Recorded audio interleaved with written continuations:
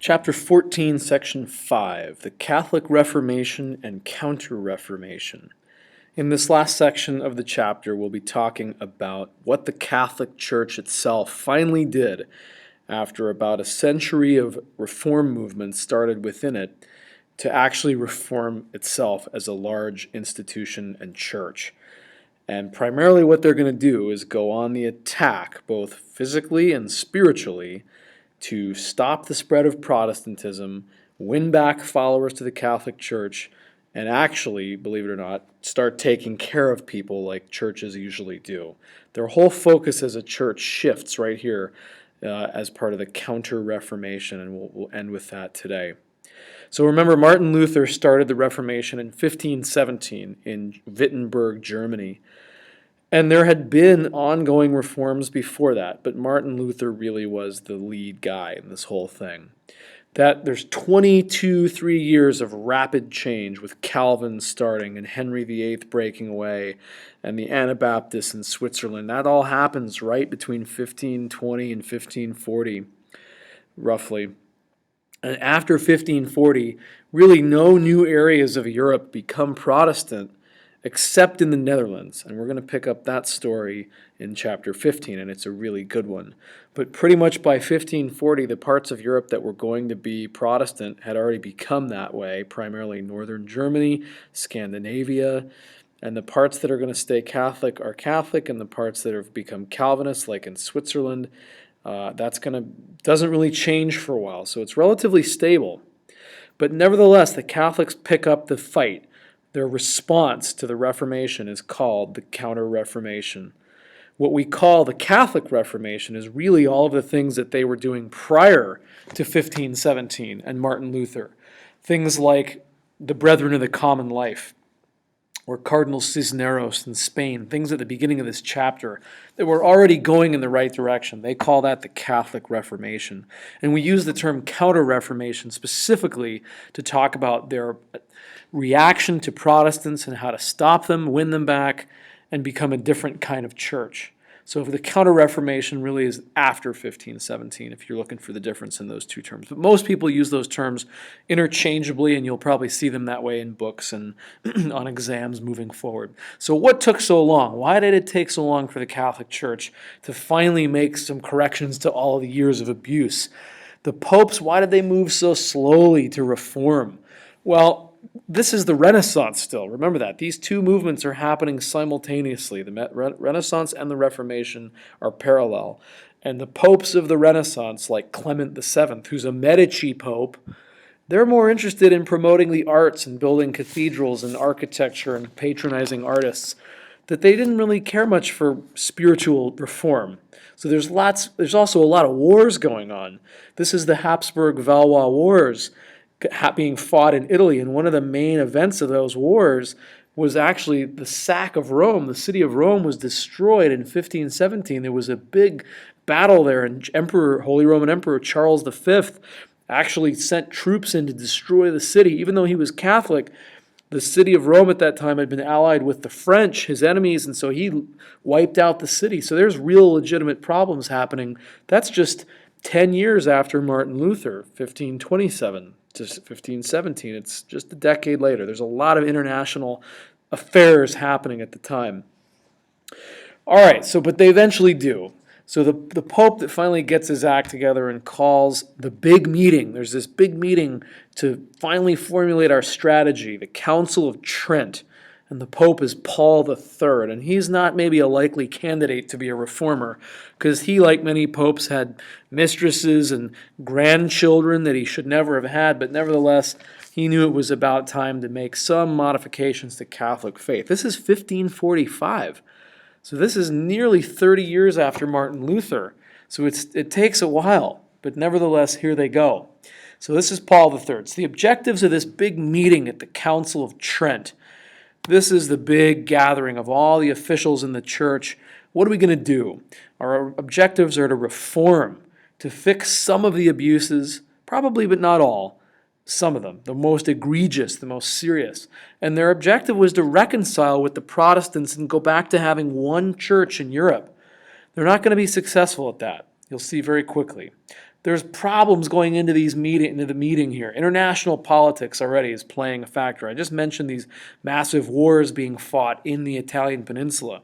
So Charles V was more concerned about politics at the time.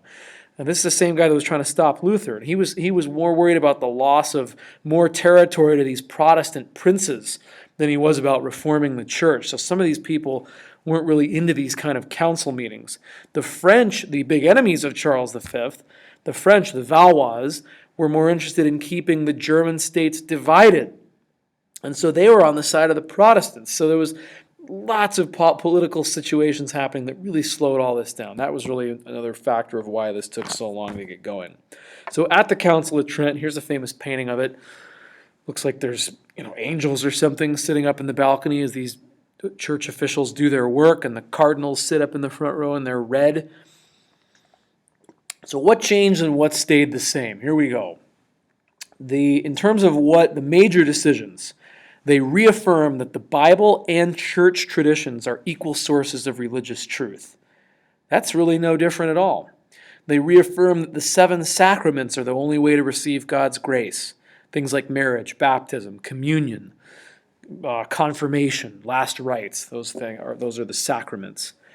They reconfirm that only the Pope ultimately interprets the meaning of the Bible and the Scriptures. And lastly, they reaffirm that faith and good works are necessary for salvation. So in terms of major decisions, that you decide. That sounds a lot like what the Catholic Church was like before the Reformation. Nothing really substantial here. But they solidified, this is what we are. Take it or leave it as a church. This is what we believe. Now, how about the minor decisions? We call these the Tridentine decrees because they were done at the Council of Trent. And Tridentine means things done at the Council of Trent. Okay, this is more of the little stuff, I guess, although it was the things that really bothered Martin Luther. So pluralism, the holding of more than one job, out. Simony, the sale of church jobs and positions, out. The sale of indulgences, forbidden.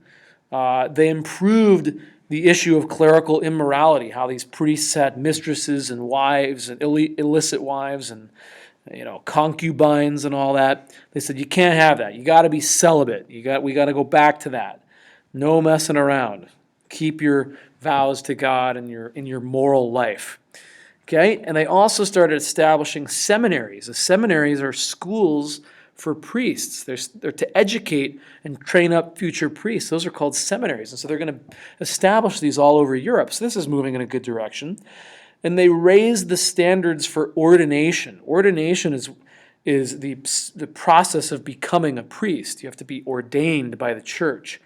And as you well know from earlier in the chapter, the standards weren't very high. Most priests couldn't read, certainly didn't read Latin, mixed superstition and folklore with the teachings of the Bible, and there was a lot of confusion. So now you have to be educated, you have to know a certain Latin, and you have to show evidence that you think you have a genuine call, a genuine sense from God that you're supposed to be a priest. So they upped the standards to become a priest, and this is all good stuff. Overall, did reconciliation take place, though, between Catholics and Protestants coming out of the Council of Trent? No, definitely not. We still have Catholics and Protestants very different today, of course. It's persisted. And overall, did most Catholic doctrine means religious position on an issue, were they upheld or were they changed? I'm going to let you decide on that one. You just review the notes here and you decide, are most things different as a result of the Council of Trent, or are most things pretty much the same? One thing that does really change coming out of the Council of Trent is a new purpose for the church. They go, we are not just about power and authority anymore. We want to become a missionary church, a pastoral church, where we actually help people. Maybe more people would be Catholic if we actually taught them things and cared for them instead of just collecting art and going to war. So there's these new religious orders. A religious order is an organization of nuns or monks that are going to go out into the world and actually help the poor, the sick, the needy, And there's a whole wave of them that are created right here after the Council of Trent as part of the Counter-Reformation. It's sort of like their strategy. These are our field agents. Get them out in the field. Get them out of Rome. Get them out into the countries and cities far away and represent the Catholic faith for all that it can be. So this is like they rebranded themselves, to use a modern term. We need a new vision, a new mission, and a new brand. And their new vision is we're going to be the church that helps souls and actually ministers to people. So there you go. There's an educational component here, an intellectual component, a moral component. And so they're going to help both men and women. They're going to have these different orders that go out for men and women. So the one for women, we're going to have the Ursulines and the Carmelites. The Ursulines and the Carmelites. These are two orders of nuns. And these are sent out by women for women. So they're going to train up future wives, future mothers. These are women that come out of the world and they go, we're going to join a convent. But instead of just living behind closed doors our whole life, we're going to be out in the community actually helping other women and teaching young girls how to read and ministering and having a real like community service type role. And the founder of the Ursulines was a woman named Angela Merici, Merici. And then you have the Carmelites, which is the most famous Carmelite of all time, is Teresa of Avila. We call her Saint Teresa now, because she's one of the most famous nuns in history. And she's, again, a Carmelite, and she has one of these incredible experiences with God, according to her, that she writes down. And this girl was a rich girl, had come out of a very wealthy background, and she had joined actually a convent that was filled with other rich girls. It was almost like a sorority house of nuns. And they were really into their looks and into their possessions and all this kind of stuff. Very privileged situation. But 20 years go on in this convent of hers, and all of a sudden, when she's a little bit older in life, she has this incredible transformational experience, an epiphany, and she experiences a vision, and she hears voices, and it sort of reminds me of Joan of Arc a little bit. But in this vision and these voices and these mystical experiences, she sees an angel, and the angel's coming at her with a spear, and at the end of the spear is a tip, and it's on fire, and the angel pierces her heart with this arrow of fire. And it's like the love of God piercing her heart and makes her incredibly moved and touched by this incredible mystical experience that she's having. And she writes about this in a journal, and it gets published quickly and goes all over Europe as this incredible supernatural story. And she becomes very famous for this mystical experience that she had with God. We'll see a famous sculpture of this by an artist named Bernini in the next chapter when we study Baroque art. This story of hers becomes very captivating, and it encourages other women to join convents and become part of this new movement of religious orders for women. And so then she takes this rich girl sorority nun house, this convent, and she whips them into shape. She's going to clean them all up, and she's going to emphasize the vows of poverty, not wealth. This is what God has called us to, poverty. We're going to go back and not talk about class distinctions anymore. That's irrelevant. They're going to emphasize obedience to their leaders, to the Pope. This is big. And then they're going to have evangelism, which means they're going to preach the gospel. They're going to go out and they're going to work among the heathens and the people that need to hear about religion. So this woman has an incredible life story. There's a good article about her on page 481 in your book, and you should read it. Anyway, she makes major impacts in the lives of women all across Europe. Now, the other side of the coin are for the men. So the new religious order for men is going to be known as the Jesuits, the Society of Jesus. And it's led by Ignatius of Loyola, who's a former soldier turned into a monk. And these guys are like warrior ministers. They're like warrior priests. And they think about their role as a monk a lot like a soldier would think of his role in going to battle. Take it very seriously. They train for it physically, emotionally, spiritually. And of course, this leader is Ignatius of Loyola. So their main handbook on training for spiritual warfare is this book called The Spiritual Exercises from 1548.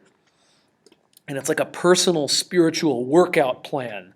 So instead of doing your push-ups every day, it's your prayers. It's literally prayers and meditations and devotions in a 4-week plan. It's a book that's you do something every day for 4 weeks, and it whips you into spiritual shape. So we may read a portion of that during class. We'll see. So these guys are going to be active. They're going to be missionaries, and they're going to be sent all over the world to help souls. Help souls. That's their whole thing. We got to help people, and their membership is primarily from upper and middle class men, the rich society, the rich classes. These young rich men are starting to be drawn into their faith and then take it and spread it all over the world. So it's not drawn from the poor and the masses. It's kind of elite guys that do this, kind of like soldiers. They're very mobile. They can go all over the world. They don't live in monasteries. They're out. They're in they're going places. They travel. In that way, they're much like an army. They're almost like rapid response. They can be deployed around the world or around Europe whenever they're needed. But the number one thing they do is they have to obey the Pope. They pledge unconditional obedience to their leaders and to the Pope. This also sounds like the army and the military structure. You have to obey your commanders when you're being sent places. The same is true for the Jesuits. So I guess long term, what do the Jesuits do for us? They give us schools. The Jesuits are big on education. This is part of the Counter-Reformation for both men and women, is education. And so they found schools. First of all, they found them for the poor and the uneducated all over Europe and the world. But then they become so successful, they start becoming focused on making schools for the wealthy, the boys of the wealthy class. And the Jesuit schools are usually for boys only. And so there's actually Jesuit universities all over the world in the U.S. I'd like you to look up 2 of them. Name 2 Jesuit universities in the United States. Find some. In fact, we have one Jesuit high school in Arizona. It's just for boys, and it's in Phoenix, and I want you to figure out what it is.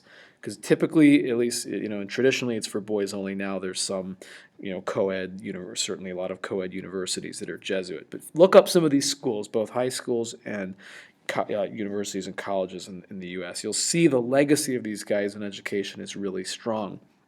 They're very international. They go all over the world. They go far. They go into South America. They go as far as India, Japan, Brazil, Africa. They really go everywhere.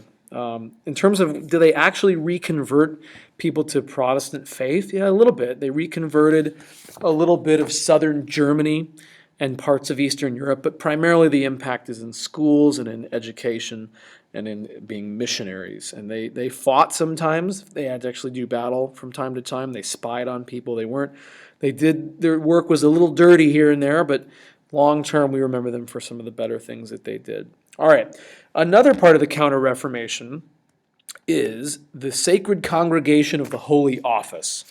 This is another way of saying this is the Roman Inquisition. So this is the more militant part of the Counter-Reformation, where we're going to attack heretics and people that don't believe what we teach. We're going to go after them. So this is the Spanish Inquisition in the previous century, and now we have one based in Rome. So this is the part that's not about helping souls and being missionaries. This is about making people shut up. Okay, where were they? This is primarily in the Italian states. That's where their jurisdiction was, right around the city of Rome, right where the Pope is. They want to stop heresy, Heresy. That's an important word. Stop those heretics. People like Luther, but a lot closer to home. They would torture people, of course. They would take confessions for things people didn't do. They'd extract confessions. They used hearsay. So you just simply report someone as doing something. They would take that as truth. The principles of law were not really followed the way we would hope they are today.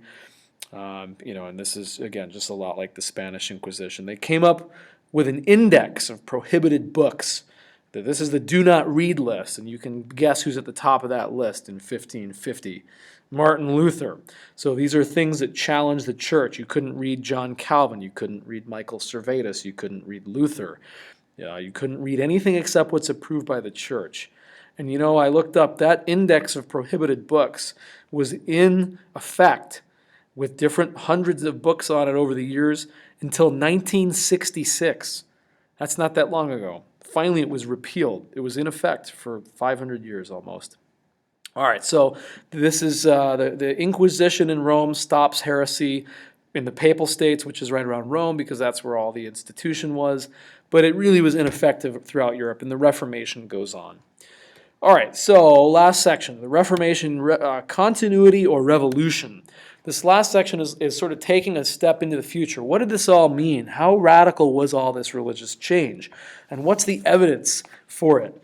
So the revolution interpretation, these are people that are today looking back that say, look, the Reformation was a big deal. It really changed the world and religion and political freedom. It provided democratic religion where people as an individual mattered and their conscience mattered, and justification by faith and reading Bibles in your own language. This stuff really matters. And look at all the new churches, look at all the new denominations: Lutheran, Calvinist, Anabaptist, Anglican, Baptist, Quaker, Methodist, Episcopalian. You name all the different types of Christian churches that are there today. That's radical stuff. There used to be one church, and now there are many. So this is a big deal. Now, guess who supports that view of the Reformation? It's the Protestants, of course. They stress how important this movement was and the single moment in time that changed everything with Martin Luther. There's a different interpretation. It's the Catholic interpretation. They say, look, this is all kind of continuous with what had been happening in our church the whole time. They point to things like the Brethren of the Common Life and Cisneros and some of the pre-Reformation reformers that were doing the right thing. And they go, well, we were kind of getting there anyway. We really didn't need Martin Luther. The Catholic Church has always been evolving, and there's been periods of history where it, gets better or a little bit worse. So they stress an even longer-term view of religion, and they minimize the impact of the Reformation as a definitive movement in history. And again, that's more of a Catholic view of the whole thing, and it makes sense from their point of view. And so you kind of look at even today, look at what we have. Yeah, I mean, there's a difference between being Protestant and Catholic today. On this picture, we got Billy Graham, one of the most famous Protestant ministers of the last 60 years, and there's evangelical Christians there on the right. And then, of course, you have an image of the Catholic Church and the previous Pope, Pope Benedict. That's not the current Pope, but the previous Pope on the left, and it's a sense of the tradition of the Catholic Church. What we do know for sure is that the Catholic Church makes a great shift at this point, and they become known as a missionary church and a pastoral church. And so even a Catholic would have to admit that the Reformation changed their faith quite a bit. That's it for chapter 15. In the next chapter, 14, in the next 15 chapter, we will look at the political impact of the Reformation on a big scale as it leads to more war and what we call the age of religious warfare. So the story rolls on. Stay tuned.